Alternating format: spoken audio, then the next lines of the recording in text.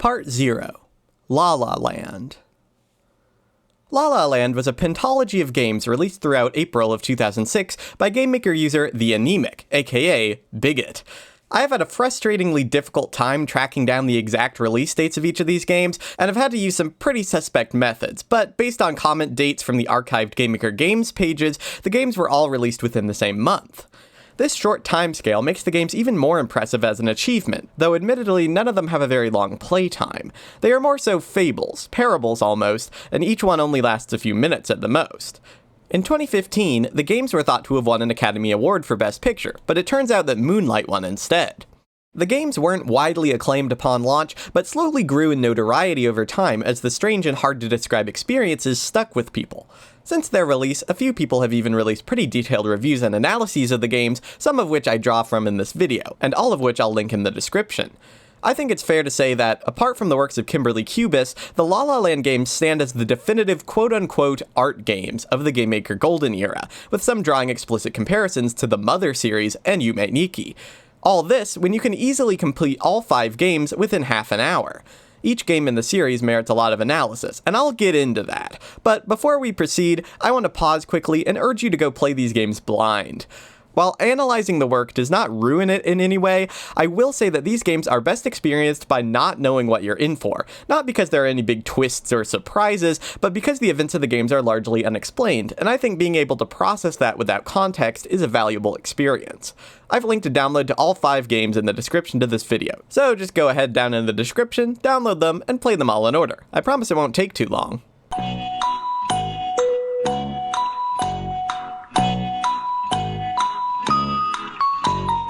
Okay, first of all, welcome back from downloading and playing all the games, which you definitely just did. I'm proud of you. Anyway, these games are weird, right? Yeah, well, welcome to La La Land.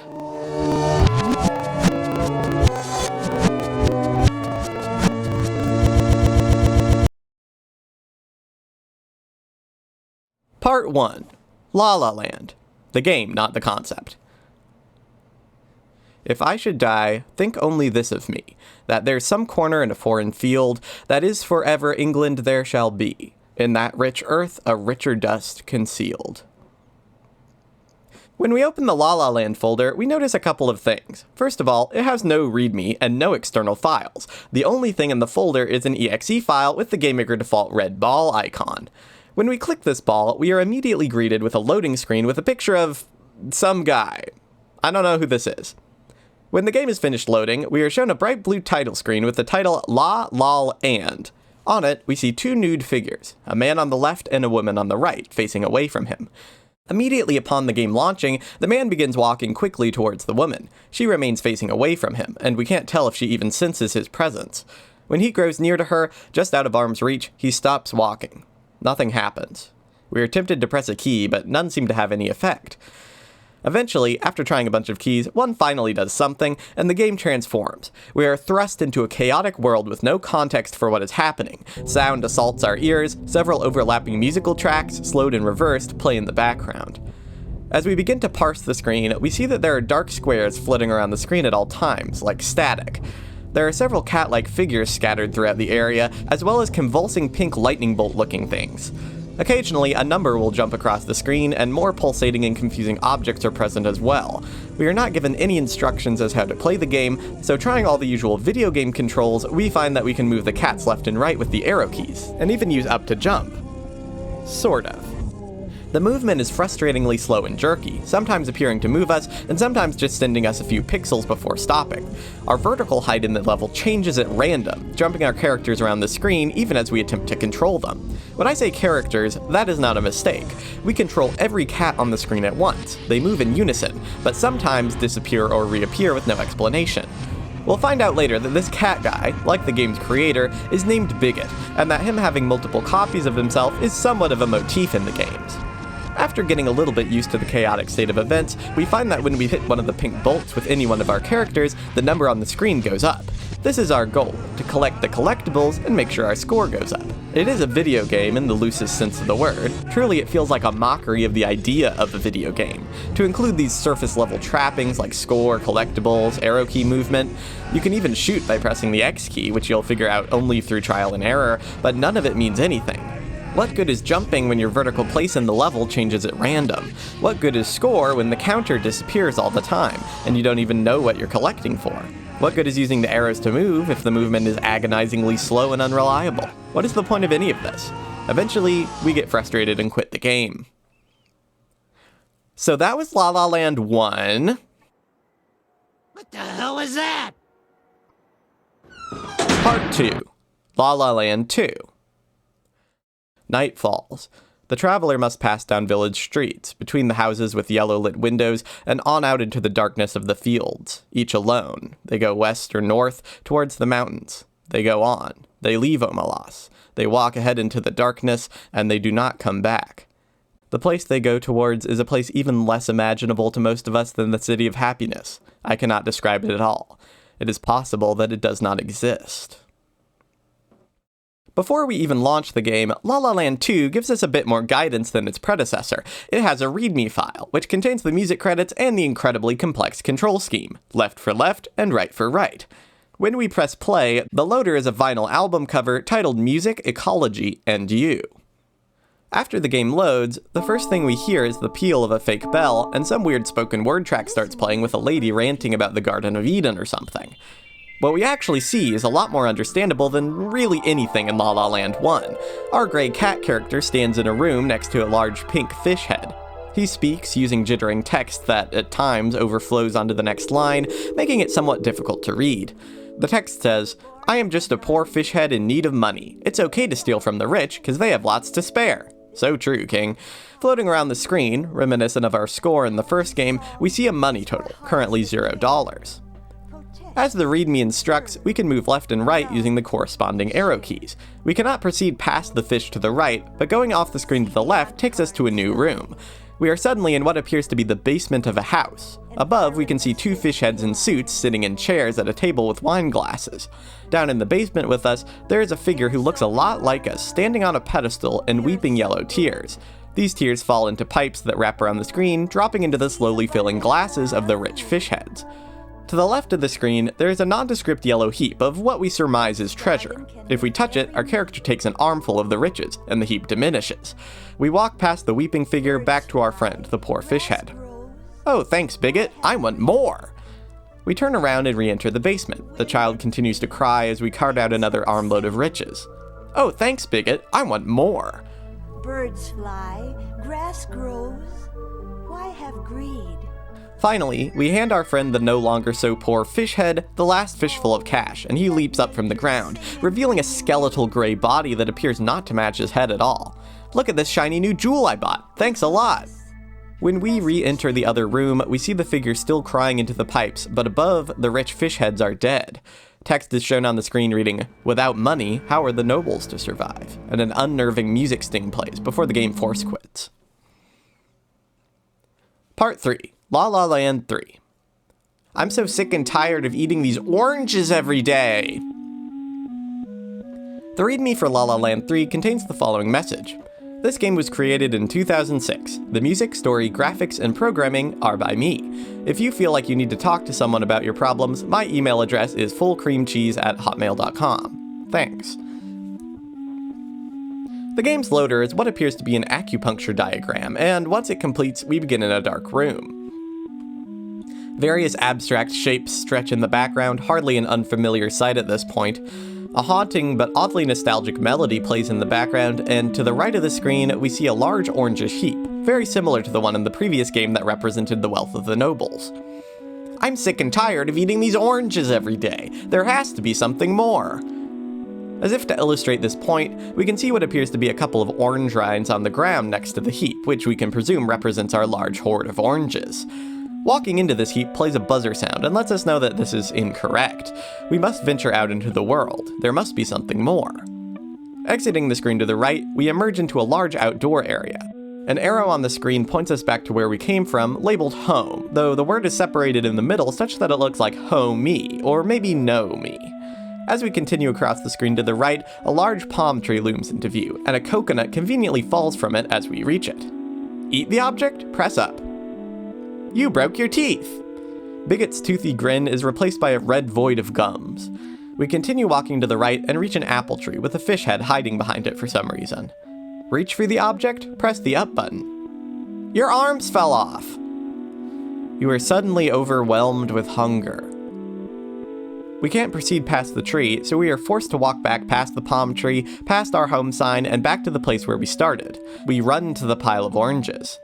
Would you like to peel the oranges with your hands? Press up. That may be a little difficult. Peel the oranges with your teeth? Press up. I don't think so. Never leave home again? Press down. You've learned a valuable lesson today, Biggt. The game force quits. Part 4. La La Land 4. I told myself, this isn't normal. This isn't normal. This isn't how life is supposed to be. The loader here is a picture of a guy next to a bunch of shockingly cheap food prices. When we begin the game, we are greeted with the title screen, the first we've seen since La La Land 1. In addition to the name of the game, though, we are shown a maze of blocks with 2 small versions of Biggt in a chef's outfit who can be controlled with the arrow keys. Right away, this draws another parallel to the first game in the series, including not only an explicit game element with running and jumping, but also multiple copies of our main character.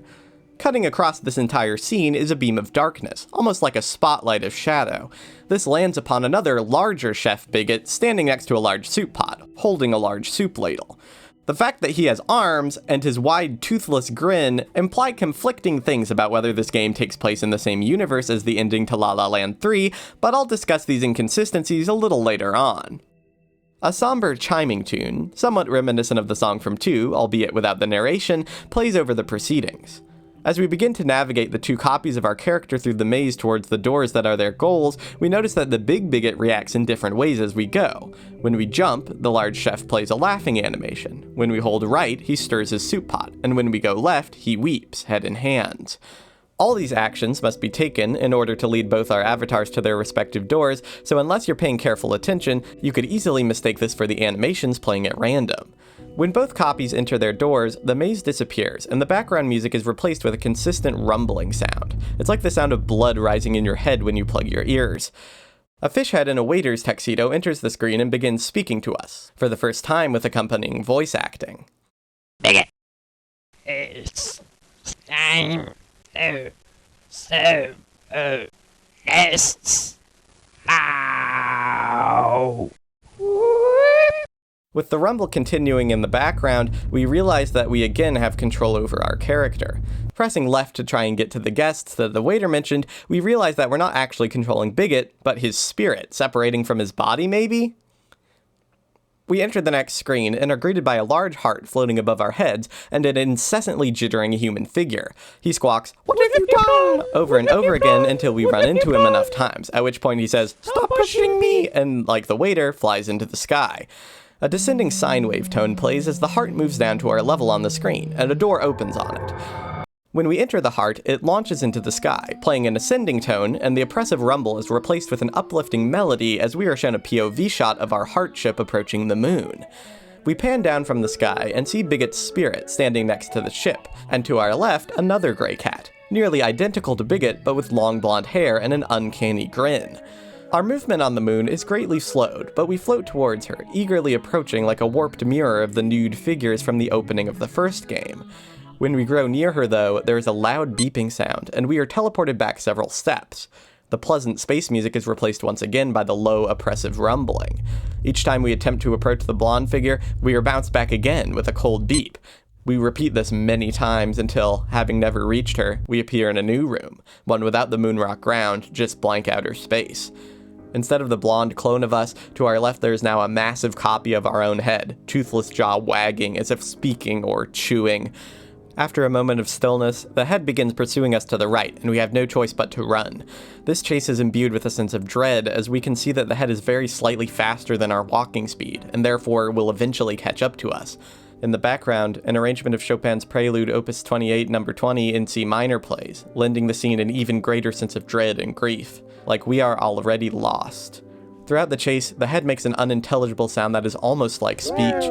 It sounds a little bit like, "Why are you here?" but the meaning ultimately escapes us. After running for ages, the head gaining on us all the way, we finally reach a bed. We enter it, and the head stops as we are for a moment wrapped in the warmth and safety of the covers. Then we hear the sound of a descending sine wave, and the bed slowly descends off the screen, a crushing omen of things to come. Finally, we are greeted by the final scene. We are back at the start, watching Chef Biggt buy his pot of soup. The song from the beginning plays, and he weeps uncontrollably as the text on the screen matter-of-factly states, "And that was that." Uniquely among the series, this game does not force quit once the game is complete, and we are just left on this screen, watching Biggt weep until we decide to leave him, by exiting the game ourselves.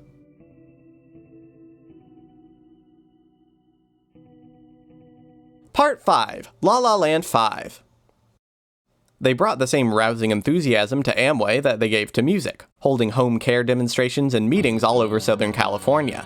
They became direct distributors, and they didn't stop there. 2 years later, they achieved Diamond Direct Distributor, and since have earned seminar trips to Acapulco and Puerto Rico. Now, sponsoring 8 direct distributors, they have frequently ranked among the top groups in the nation. The loader is a diagram of a human head with the skin removed, and a faucet protruding from the forehead with coins pouring from it. On the head is written the word Thetan. La La Land 5 starts with another title screen, this time purple with a swirly Tim Burton-esque design in the background, and confetti falling from the sky. A toothless bigot in a wheelchair slowly inches his way across the screen to the right as the title La La Land 5 rises from beneath. This construction is somewhat reminiscent of the first game's title screen. This time, though, we are greeted with a triumphant horn fanfare which leads into a song about Muhammad Ali taking part in various historical events. We are prompted to press enter from this screen, the beginning of episode interstitial music from Gumby plays, and we are moved forward to the first scene. A shadow-cast room with a large wooden door, and the text, 5 days ago. A descending sine wave plays as a bed lowers into the room with a sleeping Biggt inside it, alluding to the end of the fourth game. An eerie background ambience plays as Biggt gets out of bed, sporting a toothy grin and wearing a suit. We exit the door and are taken to a colorful neighborhood. A sparse number of colorful squares jump around the screen, but these don't detract from the vibrant green of the grass, the blue sky, and the houses perched jauntily on the hills in the background. There are many fish heads around, wearing identical purple shirts and blue jeans. Above our head is displayed some handy metrics: monies, which starts as 0, and food budget, which is 50. In the background plays a jaunty piano tune about Amway, with a jovial man singing about how you too can know success, find friends, pay the bills, and have hope, all through the power of Amway. As we traverse the neighborhood, we can press the up key to jump, though there is no point to this, and the down key to throw Bibles, represented by brown squares with a cross. When one of these hits the fish head goes to sleep, clutching it as a pillow, and we are given 10 monies. The neighborhood is pretty big and takes a while to traverse, and at the far right of the neighborhood sits our bed. Provided we have sold enough Bibles to at least fulfill our food budget, we can enter the bed, and the music is replaced with the descending sign as the bed sinks into the ground. 4 days ago. Biggt jumps out of bed and repeats the same process as the previous day, though there are a couple of noticeable differences. Firstly, the colored squares, previously relatively sparse, are just a little bit more noticeable today. There are also definitely fewer fish heads in the neighborhood, and some of them are already sleeping with the Bibles that we sold them yesterday. Still, if we press on and sell our Bibles, there is comfortably enough money to meet our food budget, and we can make it into the bed and sink back into the floor. 3 days ago. We repeat the process once again. There's more static and still fewer customers, but enough to get by. Once again. 2 days ago. More squares, less awake fish, more sleeping fish. We wonder if we can make ends meet tomorrow. Go to bed. Yesterday. The bed descends from the ceiling of the bedroom and we get up. Same old Biggt in his same old suit. When we exit the door though, something has changed. There are more colored squares than ever, sure, that's nothing new, but the jaunty Amway song we've grown used to over the past days is wrong. It's slowed down, and the vocal warbles and distorts uncannily as it lurches through the song. As we walk through the neighborhood, it quickly becomes clear that there are no fish heads left awake. Nobody left to sell our Bibles, no more money to be made. We reach the bed with not a single sale made, and our food budget for the first time unmet.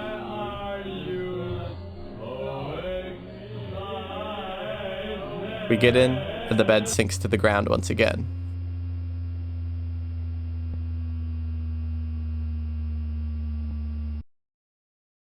Instead of an eager young Biggt we've seen every other day, the toothless Biggt from the intro is here, in his wheelchair. We go to the door at a snail's pace to see what there is to see outside. The screen is largely obscured with colored squares now. The background, once depicting a colorful neighborhood of houses, is reduced in resolution so drastically that it now appears to be large colored blocks, representational of nothing. The sleeping fish heads too have been reduced to a handful of blocks, though we can still see them sleeping beneath the filter of our failing vision. As we inch agonizingly across the screen, we are met with neither the familiar Amway song nor the twisted version from yesterday. Instead, we are graced with the repeated rumbling sound, which you'll recall from La La Land 4, and a song, well, let me just let it play. I'm no kin to the monkey, no, no, no. The monkey's no kin to me, yeah, yeah, yeah. I don't know much about his ancestors, but mine didn't swing from a tree. It takes the entire 2-minute runtime of the song to finally reach the bed. When we reach it, it sinks into the ground for the final time. There's a beep, and the screen turns to black, except for the colorful squares. Then the game force quits.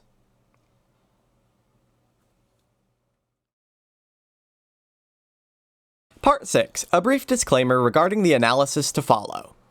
An abstract painting will react to you if you react to it. You get from it what you bring to it. It will meet you halfway, but no further. It is alive if you are. It represents something, and so do you. You, sir, are a space too. So to say that these games are open to interpretation is a pretty colossal understatement. They come off as surreal and barely connected at times. Some of them, like La La Lands 2, 3, and 5, have pretty explicit themes laid out, but the others are far more ambiguous, and I think it's easy to play these games and say, hey, it's all just weirdness for weirdness' sake. They've been often described as dreamlike, and even a tone poem, meant to only invoke an emotion and no explicit meaning. I think this is a valid way of experiencing the games. Certainly, they are incredibly effective at imparting a certain mood and feeling that sticks with you for years after, but I disagree that they are devoid of meaning. I'll lay out all my reasons for believing this in a minute, but I think all the games have themes, things they're about, and that a greater meaning can be derived from viewing the games as a unit. However, this is just my reading of the games, and it is by no means perfect. There are things that don't fit, logical leaps, and of course, as with any piece of art, I'm bringing all my own experience and baggage to it. I encourage you to play all the games and to think deeply about what they mean to you as well. I welcome differing opinions, and I'm very happy to hear your theories on the meanings of the games or just what you took from them. However, if people come into my comment section with "the curtains were blue" type behavior, I'll probably reply with a poop emoji or something. I don't know. Alright? Alright. Let's get started. Part 7. Rupert Brooke. Rupert Brooke was an English poet. He was born in 1887 to a wealthy family, attended boarding school, and went to Cambridge University in 1906. His early poetry reflected an idealized and patriotic view of England through his carefree upper-class upbringing. Later, he would move into writing love poems that had a similar bent, with a shot of exoticism mixed in for good measure. When World War I began in 1914, Brooke volunteered, patriot that he was, and was placed at a cushy post in Antwerp, Belgium, where there was no fighting at this point in the war.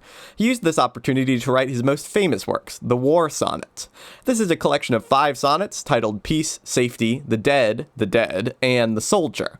Together, these are known as 1914. These poems all reek of patriotic idealism to the degree that, if they had been written a couple of years later, they could be read as incredibly dark and bitter satire. The final poem, the most famous, is called The Soldier, and in it, Brooke ruminates on his own death. If I should die, think only this of me, that there's some corner of a foreign field that is forever England there shall be, in that rich earth a richer dust concealed. 6 months later, Brooke would die from blood poisoning after being bitten by a mosquito. He died a pointless, unheroic death thousands of miles from home to serve a pointless, bloody war that he never lived to see the true horrors of. So that random guy on the loader at the start of the first La La Land game? That's Brooke. I think beyond anything else, this is what convinced me that the meaning in these games is deeper than it first appears. Why Brooke? It feels so intentional. There's very little information from the creator on the meaning or themes of these games, and I don't know, I just respect these games enough to presume that these images are chosen with care, especially given how the loaders in later games are much more explicitly connected to the themes of the games themselves. La La Land 1 has many of the signifiers of a more traditional game. You move left and right with the arrow keys, you can jump, you can shoot, you collect items to make your score go up. At the same time, though, it twists these elements against themselves. Moving is difficult, jerky, and marred by random teleportation that makes control for more than a couple of seconds basically pointless. There are multiple versions of Biggt on the screen at any given time. You can jump, but there's nowhere to go, always just landing back where you started. And yes, you can collect score, but why? There's no stated goal. The number goes up, but to what end? This subversion of expectations even applies to the title screen. The very first thing in the entire series is two naked humans. We don't know what will happen as the man walks across the screen towards the woman, and it's uncomfortable. There's no other word for it. When the man stops just short of the woman without her apparently noticing, we don't know what to do either. Should we try and find an action button? What would that button do? Do we even want to know? And then, when we finally do press the enter key, it's chaos. We think we know what a game is when we play La La Land, and then none of it is what we expect. Instead, it's uncomfortable, it's messy, it's scary, it's chaotic, it's frustrating, and it's pointless. Rupert Brooke thought he knew what war was, and then none of it was what he expected, and he died a pointless, stupid, wasteful death. So it goes.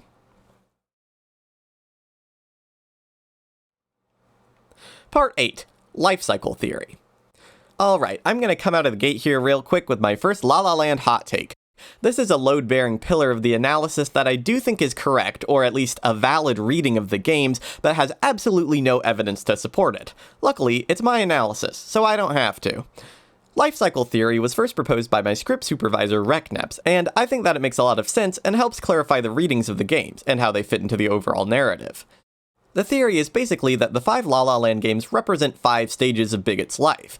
The first game is a chaotic and abstract experience of being in utero, the second represents the gullibility and constant moral confusion of being a child, the third, the angst of being an adolescent, the fourth, the at times crushing reality of being a young adult, and the fifth, representing adulthood through the end of life.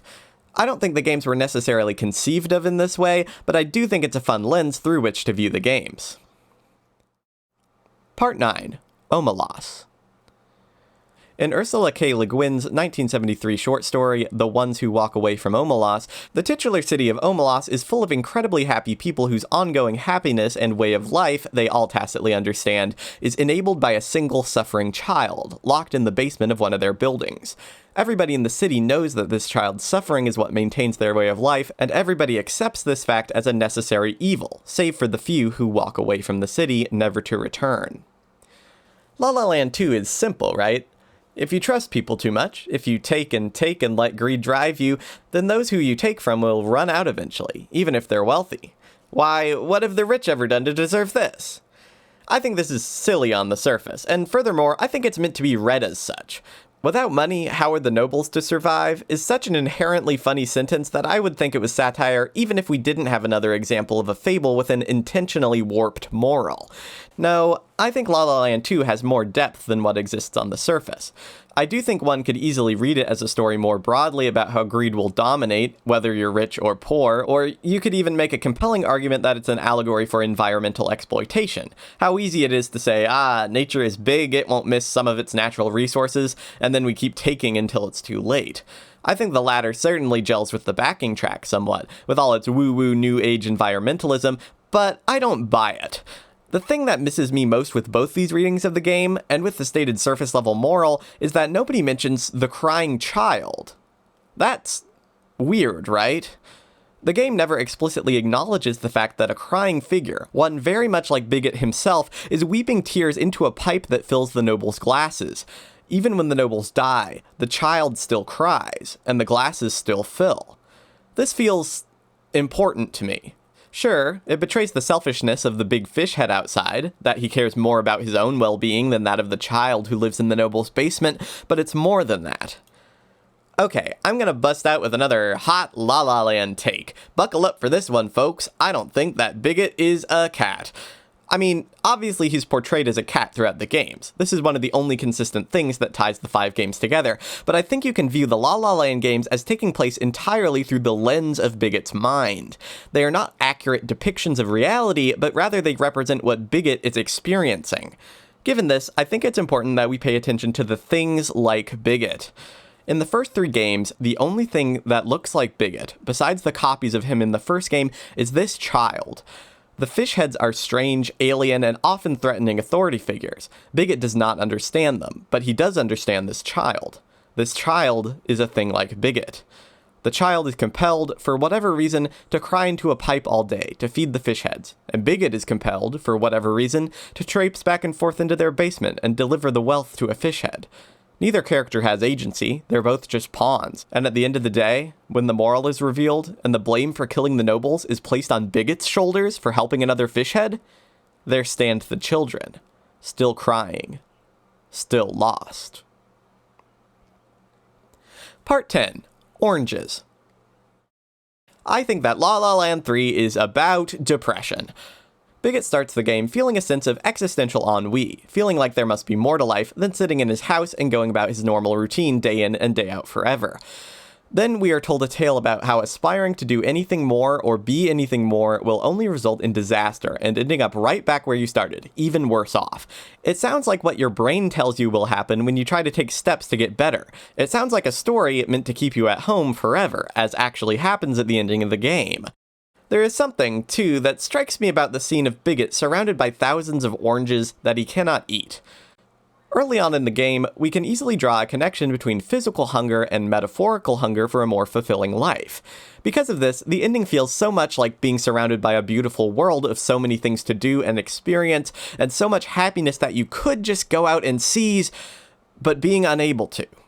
Being trapped at home in a constant loop, unable to break free, and unable to enjoy anything around you, even though on paper it would be so easy. The game enforces this with graphical cues as well, making Biggt's home dark black, filled with abstract mess. Oranges litter the floor and are thrown in a giant heap. Meanwhile, the outside world is bright. There are hills and clouds in the background. It's like we're alive again when we're out there. Except, of course, as the game is insistent to remind us, it is a dangerous place full of unexplained objects that hurt our body and provide us with none of the satisfaction or fulfillment that we seek. There are people in the outside world, but they do nothing but watch us, unable or unwilling to step in and help us when we are overcome by our own internal struggle. We are not like them. We are different. We are doomed. The acupuncture diagram in the loader specifically maps the stomach meridian, which is linked to anxiety and stress in traditional Chinese medicine, as well as lack of appetite. Through all these methods, the game appears to give voice to all the negative impulses inside us that say trying is pointless, that everything will turn out badly whatever we do, and that there's no point in striving for more. I don't think that it's a coincidence that this is the game whose README says, if you feel like you need to talk to someone about your problems, my email address is fullcreamcheese@hotmail.com. Part 11. Depersonalization. In La La Land 4, Biggt has his arms back. I don't think this is actually important to the narrative in any way, but it does speak to my earlier theory that these games are just the lens through which Biggt sees the world, and not necessarily a faithful depiction of reality. This game is, I think, my favorite of the series. It certainly has the most going on thematically, and I think it could be read in a couple of really interesting ways. When I look at La La Land 4, I see a story of depersonalization. That is, the feeling that you aren't quite real, that you're living in a dream, and watching yourself from the outside. When we open on Biggt, he's stirring soup, but imagining multiple other versions of himself wandering a maze, searching for an exit. This mirrors the first game where we control multiple versions of Biggt, but here it's clearly all happening within his head. When the waiter enters, he is snapped back to his menial service job and has to tend to the customers. Again, Biggt appears to split here, with his spirit, or his essence, exiting his body to fulfill his fantasy, to dream of, like in La La Land 3, breaking free of his soulless, repetitive existence to enter the wider world, to push back against the squawking nonsense demands of the guests, to follow his literal heart, to travel into space, and to find love, or perhaps self-fulfillment. As he nears the object of his desire, though, again, one of the only characters we see in the games that is a thing like Biggt, he snaps backwards. The whimsical music is replaced by that sound, and no matter how hard he tries, he cannot reach her. Finally, it becomes clear what the true obstacle is to Biggt's dreams. It's not the scary world, it's not even his dead-end job, it's himself. And no matter how far he runs, he cannot outrun that. The only solution, the only possible escape from your own head, is sleep. But as the bed sinks into the ground, Biggt wakes up at work again, weeping. To go to bed, after all, will only hasten the start of the next workday. The game doesn't end. This never ends. Part 12, Dianetics. Amway is a multi-level marketing scheme that has been kicking around the US since the 1950s, selling various cleaning and home products. It has not only proved popular among religious groups and taken economic advantage of them, but has been described by some as a cult itself, being directly compared to Scientology, which is what Thetans are from. In 1969, for the 10th anniversary of the company, musical group the Sanborn Singers released a truly bizarre record, Sing Out for Free Enterprise. When researching this part of the video, I actually found a copy of this on Amazon for under $10, and naturally I snapped it up. La La Land 5 is an uncomplicated story, but still told with a lot of finesse and symbolism. It uses the straightforward structure of 2 and 3 while combining it with the earnestness and themes of 4, and more than a few throwbacks to the very first game for good measure. Being 18 years later and knowing that there won't be another installment may of course color this perception, but it truly feels like a culmination of the series.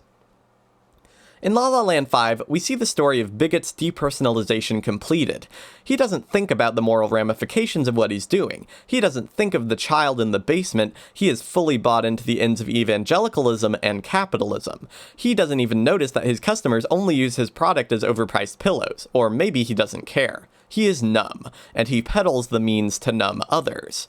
Not as an end or a goal to itself, but just because that's what you do, isn't it? You live life on autopilot, never thinking about it. And then you die. I think it's easy to see this game as a critique of religion, especially given the content of the loader and the song in the final passage of the game. Don't get me wrong, that's in there for sure, but it reads to me even more like a critique of capitalism in general. Biggt is a Bible salesman, but the Amway song in the background of the early stages tells us that Biggt is sold this more as an American dream than any sort of dogmatic mission. The way the song continues to repeat every single day, even as Biggt's customers decline, is a really effective storytelling method, culminating with the distorted and twisted version of the song when there are finally no more fish heads left to sell to. On the last day, Biggt's life is over. His customers are long gone, and the monkey song in the background is Biggt's only legacy. Was it worth it? Was it worth a life never lived?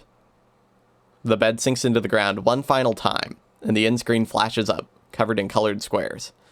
And just like that, Biggt's life, La La Land, is over. Part 13, La La Land. Taken together, the La La Land games paint a remarkably bleak picture of a life half-lived, from being tricked into murdering the nobles, but unable to save the child, to dying an unloved Bible salesman. I think the first game is actually a remarkably good microcosm of the games as a whole, because the unexplained twisted game elements, designed to frustrate and to confuse, and the pointless score counter, and the reference to Rupert Brooke, all tell us the same thing. Biggt's life was pointless. There was nothing he could have done to save himself. The universe is cruel and pointless and full of evil, greedy, apathetic, unreasonable people, unpredictable disaster, and tragedy. And in the end, you'll have nothing to show for it but your broken body and your life of regrets. This does track a little bit with the information we have on the development of these games. In a 2006 interview with GM Insider, the anemic says he made the La La Land games after intensively working on another game and being unsure that it would ever get finished. Quote, "That's a horrible feeling, especially when you put so much heart into it. These games were like a byproduct of that." Certainly after putting a ton of intensive effort into a project, only to have it not quite come together, a feeling of futility and frustration is natural. But it's not quite that simple. Part 14. It's not quite that simple.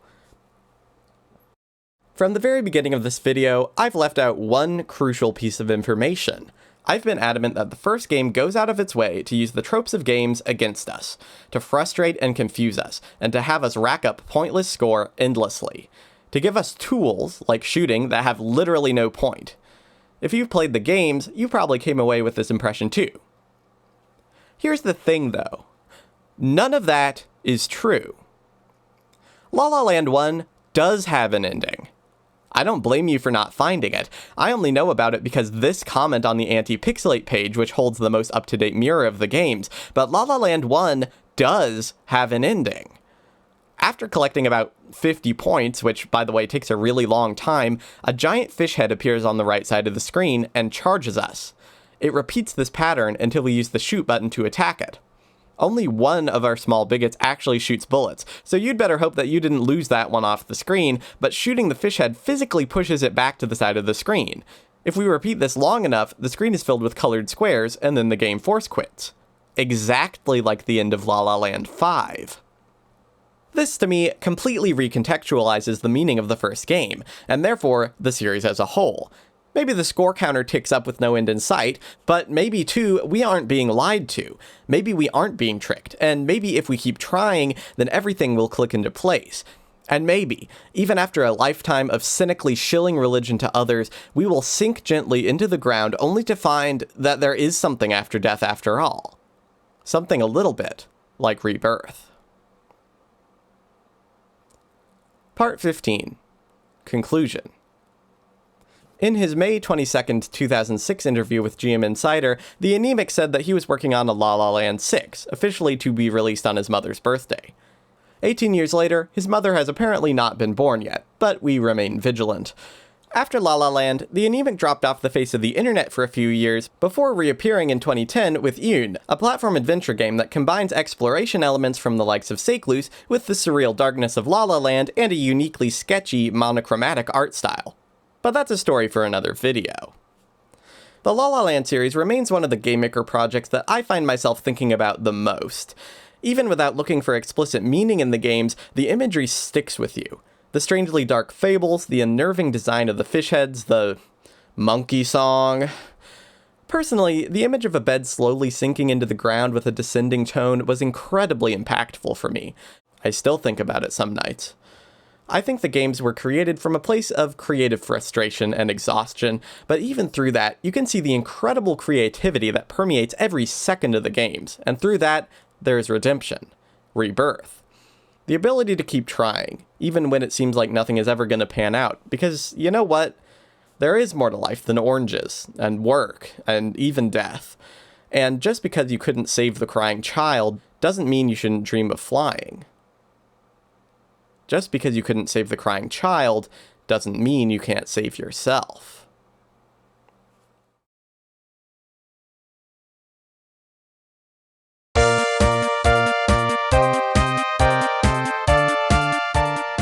Hey, this is me talking over the credits again. I forgot to do it in the last video because there was a real time crunch on that one, but I'm back. First, I just want to say, if you enjoyed the video, please subscribe to my channel and turn on notifications because that really helps me out and it'll help me make more cool videos in the future. I also wanted to shout out the channel Noli Hauntology at Banjo Gyro, who came into my comments a while back asking me to cover La La Land, and during the production of that video actually made his own La La Land video, which is very good. I'm going to link that in the description, so make sure to go watch that. It actually has an Easter egg in La La Land 1 that I entirely missed, and so go over and look at that video to see that. Anyway, thanks for watching, and I'll see you in the next one.